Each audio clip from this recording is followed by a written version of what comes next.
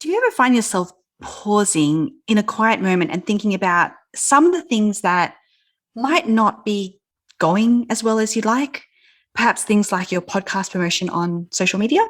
Let's say, for example, usually there are things that are still getting done somewhat, which is awesome, but well, it's not really getting the results that you'd like. And so in that quiet moment, you're wondering why you're even doing it at all. And yet, perhaps you've been able to automate it as much as possible and strip out as much time from it as possible. So it's not taking up a lot of time, but well, it's still your time, right? Or maybe it's even your money if you're outsourcing it. And so wouldn't it be nice to get some type of ROI from it? This happens to me all the time. And I'm actually really fortunate because I'm not a perfectionist. At least I'm a recovering perfectionist. So I'm totally okay with getting things shipped out there, quickly break stuff and then figure it out. But I still find myself getting so frustrated when things aren't working. And for the longest time, one of those things that wasn't working for me, repurposing my podcast content. Everyone was telling me that it's easy. You record your podcast episode and then voila, audiograms or social media, YouTube videos, posts. But what they don't tell you, just how ineffective it is, which is why I call repurposing content the podcast ROI killer. Because yes, we should be smart about the content that we're creating, but not through repurposing. So want to know what it is that you should be doing instead with your podcast content? Hang around because that is exactly what we're going to get into in this episode. My name is Deirdre, the CEO and co-founder of Capshow, the world's first AI-powered podcast copywriter, and this is the Grow My Podcast Show. Yeah.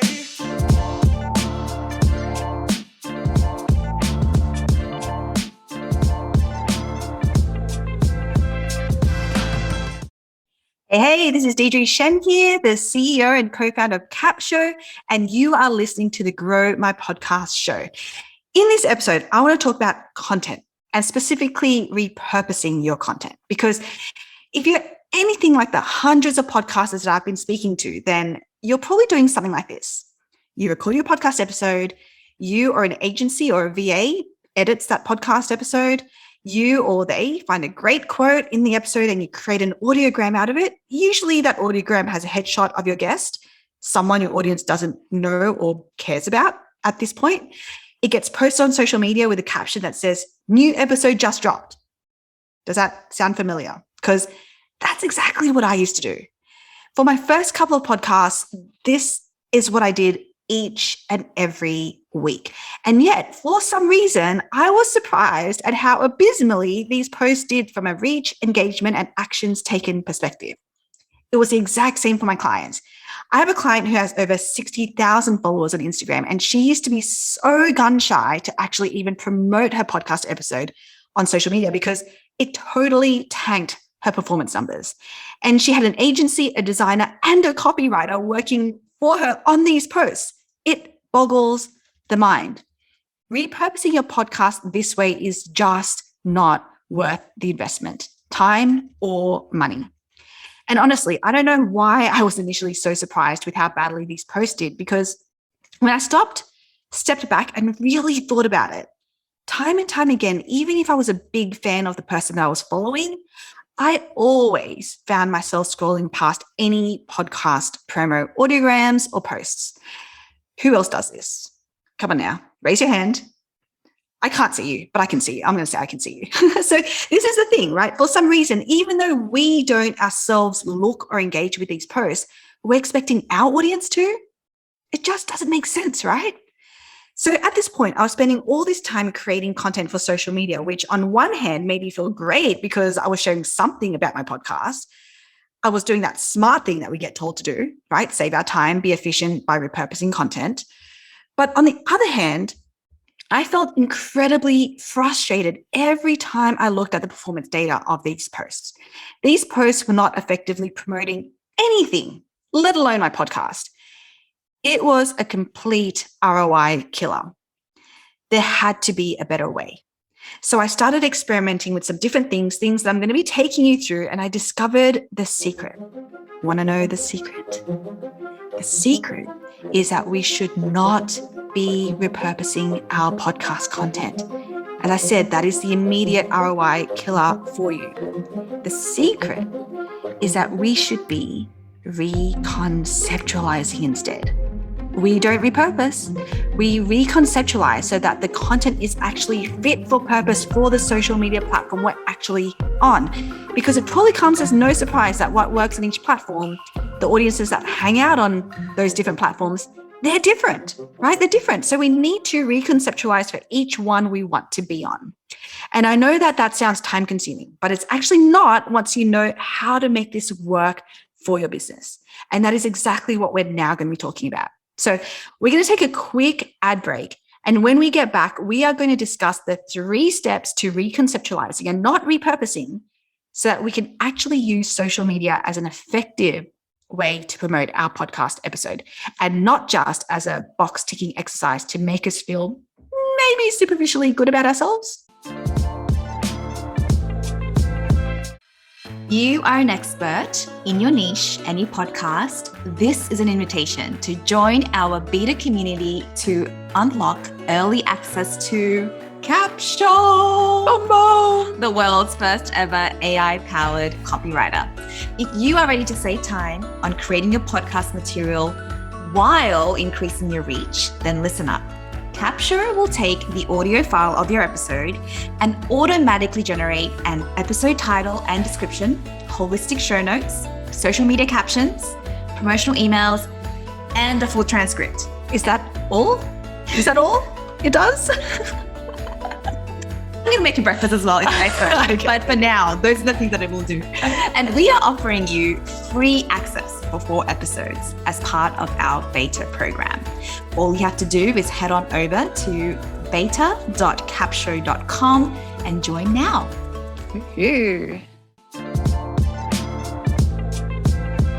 Okay, we are going to now head into the 3 steps to reconceptualizing, not repurposing, so that we can actually use social media to effectively promote our podcast. This is what we're going to do. We're growing your podcast show. Okay, step 1. Hello, everyone. Sorry, I am joined by my co-founder, Deirdre. Okay, so let's get into it, shall we? Yes. Well, step 1 is very easy, hopefully. We want to work out what platform we're creating content for. Exactly. Because this is the thing. This is what I said before, which is that each platform is different. The audiences on there are different. The types of content that works on there is different. So this whole just create one thing and try to post it everywhere, it just doesn't work. Yes. It doesn't work. So we need to work out what is it that you want to actually be creating content for. Yes. And if you listen to anyone who knows pretty much what they're talking about, if you're new to this game, you want to probably just stick to 1, maybe max 2. Don't try to overwhelm yourself by trying to be everywhere unless you have a team. Yes. So that's the first step. What platform are you creating content for? And let's talk through an example. Yeah. So definitely we are on all of the platforms, but in this example, we'll talk about one where we had an Instagram reel. So the platform that we chose is Instagram. And the great thing is that once you do focus on the platform, there's already so much great content being created. So you can actually what we call content hack and see what is actually happening out there to pick, I guess, to have. So basically for us, we're picking Instagram for this particular example. Yes. And Bona gave you a sneak peek into step number 2, which is to content hack on that platform. So let's talk a little bit about what content hacking is. You know by now that a mentor of mine is Russell Brunson, and he is a big believer in hacking all sorts of things. So he coined funnel hacking as his thing that his audience does. And in a similar fashion, we've coined content hacking as the thing that our audience can do, that you can do. And what it really is just how do you find really high performing posts, videos, reels, whatever it is. Again, go back to step 1, whatever platform you're on, work out what are the high performing types of content that works on that platform and then hack it.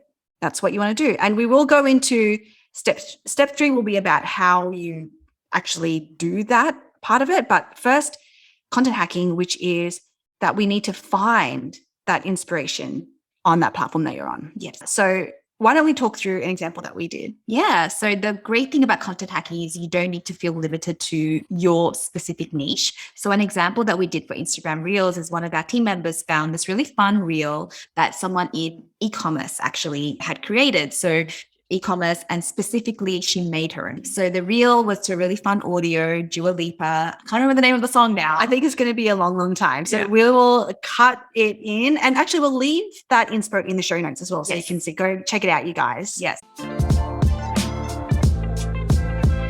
Yep. So with that reel, it was basically her, for those of you who haven't checked it out, it was just her making her products. And the audio was, it's going to be a long, long time. Basically her husband saying, hey, how long are you going to be? And she was working on a new collection and saying it's going to be a long, long time. And it was a video of her working on her actual product. So we thought, wow, this is performed really well. It's humorous. It gets the point across. And we were like, how can we apply it to our particular service, which is so different. So this is the thing. We do recommend that you start with, when you are content hacking, because the universe of content that you can possibly hack is so large. So if you're new to this and getting started, I would recommend that you start with accounts that your dreamiest buyers are already following. And they could be other business accounts. They could even be other lifestyle type accounts. But definitely start there, because if they are high performing posts, then you already have a pretty good idea that your audience, the ones that you also want to attract, like that kind of content. So that's where I would start. Now, we've been doing this for a long, long time, and I couldn't help myself. And we have been branching out, and we've been definitely experimenting with a lot of different types of content across a lot of different types of industries and account types. So that would be my first advice, is try to stick, if you're just starting out, stick to what it is that your ideal audience is already engaging with. Mm-hmm. Okay, so then that leads us into step 3, which is then to actually put our own spin on it. And the overlay to this, because we don't just want to put our own spin on it. I mean, of course we do, but we want to add to that and actually also add in content honey traps, because remember, the whole purpose of this post is to actually compel your ideal audience, your dreamiest buyer, to actually listen to your podcast episode.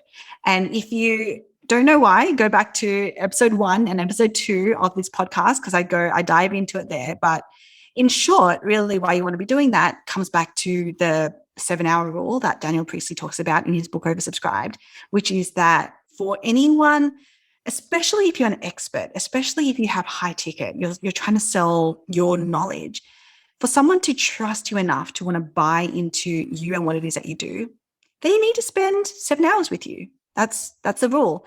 And we've tested this ourselves, and I totally stand behind this concept. And so this is the thing. We want to use our short form content on whatever platform that we're on to actually get people into your next step of the funnel, your front end funnel, which is your podcast episode, so that they actually bank those 7 hours with you through your long form content. So that's why we say that in this step 3, where you're now using that, you're putting your own spin on that inspiration that you've content hacked, you want to also think about it. How do I lay a content honey trap in this as well? So let's talk through an example of what we did. Yeah. So one of the most powerful content honey traps is to create relatability via way of a pain point that you know your audience is feeling. Like you said, Deirdre, if you want a bit of a rundown to what all of those are, episode 1 and 2 go into that. Yeah. But in this particular example, we really went with the pain point content honey trap, which we call the boxer. Yes. And one of the things where we brainstormed together is to say, okay, what are some of the things that our audience is feeling? And what are the things that comes up time and again for podcast experts who are podcasting, putting a lot of effort into not just the content they're creating and providing for free, but also in their communities, is they attract sometimes a lot of freebie seekers who just want to take, consume. Sometimes, abuse them for saying you dare to charge for something after consuming all this free content. Right? Yeah. And you're like, oh, okay, we know that pain point is there. We hear it time and again. So this reel could actually be about, it's going to be a long, long time before you're able to break up with your freebie seekers, unless you do this one thing with your podcast content that is going to break that toxic relationship forever. Come on, you guys. If you're listening to this, I bet you want to know what that one thing is, right? It's only one thing that you want to change in the content you're already creating, and it's going to change the game. No more freebie seekers. Otherwise, it's going to be a long, long time before you're able to finally break up. So so the point of the reel in the quick 12 to 15 seconds was to really agitate that pain point in a fun, catchy way. Yes. And hey, you can unlock the actual answer when you listen to today's episode. Yes. And we actually did find that we had a lot of engagement on that post, on that particular reel. And we did have quite a few listeners come through organically. So this is the thing, like it works, right? When people say that, well, I don't understand social media, it doesn't work to actually grow my podcast show, my podcast audience. It's probably because you're not doing it the right way. Yes. Yes, exactly right. Exactly right. So we're going to leave both the inspo and the example in the show notes. So you guys head over there so you can see what it is that we're talking about, follow along. And then I would love to see you content hack as well. So please try this out, do the thing, and let us know how you go. Contact me. I'm at hi@capshow.com.